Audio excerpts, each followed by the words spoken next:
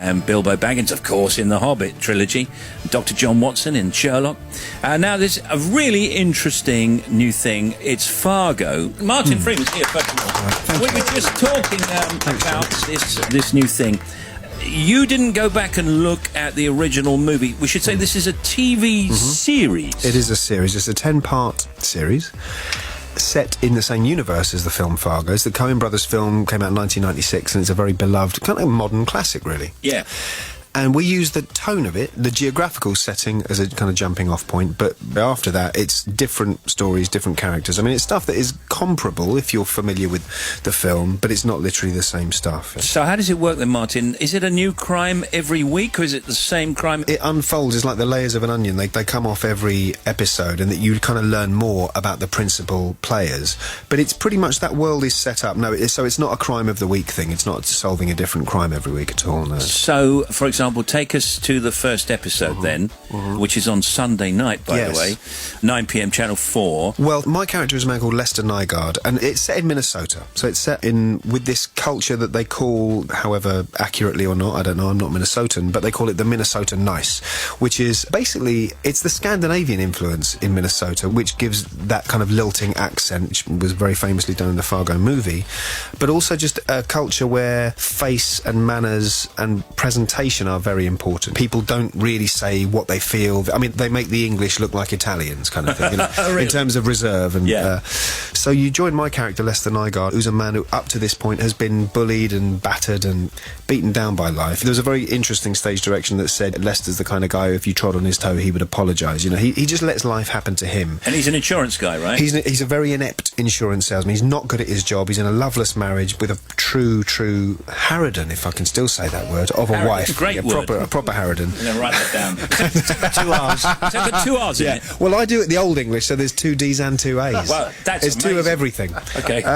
A chance meeting with a character that Billy Bob Thornton plays leads him to kind of question how he lives his life and question the fact that, does he really have to just be on the receiving end of life all the time, or can he take life a bit more by the horns himself? And he does, with some disastrous consequences. Now, this is a show, of course, that will appear globally, or if you like, in America for starters, and That's here. what we mean by global, isn't it? Well, it is kind of. It kind of is, yeah. I mean, I don't know where else it's going to play, but I would imagine Canada and Australia and all It's those playing a places. lot. Yeah, it's been sold in a lot of the world. Yeah, And it's starting at the same time, isn't it? pretty much. It started in America on the 15th, 2 nights ago. Right. And it starts here on Sunday. So what do you want from it? I mean, is it something that can run and run and run, like 8 series, or will it have a natural end? Well, it might run more. Mine is finite. My involvement in it is finite, Right. and it's 10 episodes for me. That was part of the attraction, because I don't normally go up for American TV. Because No, I know. as you probably know, even at the stage of doing a pilot, you have to sign a contract that says I'll agree to do this for 6 or 7 years, and I've never really been up for that, whether it goes to series or not. But my American agent said, no, this is 10 episodes, you'll be done in April. It's a really good thing. So I read it with that in mind. I read it with Billy Bob Thornton's voice in mind, because he was on board. I've always liked his work, and I was just dead intrigued, yeah. Are you surprised that, I mean, virtually everything that you've been in has been immediately successful? Naturally, I like it's down the to fact that your you good think self. that. Yeah. Just turn to gold, Martin. If you think that, then that's great. We won't talk about the other things. Yeah. No, but it's great, isn't it, really? I mean, does it stem from The Office, or was that just coincidence? Well, The Office certainly didn't hurt. I'd been out of drama school 6 years by The Office, and I'd never been out of work. But I wasn't famous, and I wasn't sort of building swimming pools or anything. But The Office definitely helped with getting a trajectory of, this is now kind of looking like a career, as opposed to a sort of series of haphazard choices, And everything that, as I say, that you've done, like, takes off, goes kind of off the scale. I mean, Sherlock. Yes. Off the scale. No, it is, yeah. I don't think any of us have ever known. I mean, because, The Office was a big show. As a reference point, was kind of interesting, because what I loved about the reaction to that was that it wasn't just kind of BBC2 intelligentsia who liked The Office. It was white van man. It was everybody. Yeah, there's a whole sort of sphere of people who liked it.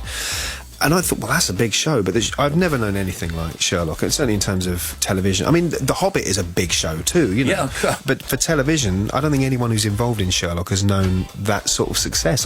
It's the most successful thing I've ever been in. And, your lady, Amanda, she's a very successful actress herself, and, of course, a very, very good radio presenter, having appeared with us as a co-host on here. Yes, she really enjoyed it. And I think that it's very likely that if she does any more of of this, she'll eclipse you.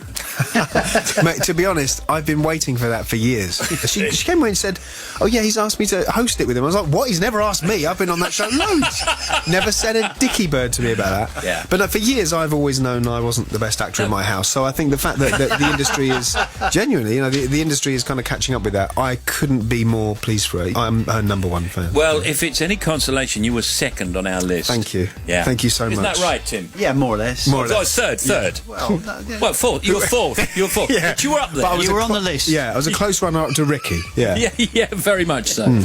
You can see Martin Freeman in the first episode of Fargo. It's this Sunday night, 20th of April at 9 p.m. on Channel 4. Good to see you again. See you next time, Martin. Thanks very folks. much. Martin Freeman, everybody. Martin Freeman! Yes! Fifth. It was fifth. I believe in miracles. Where you from? You sexy thing, you. I believe in miracles.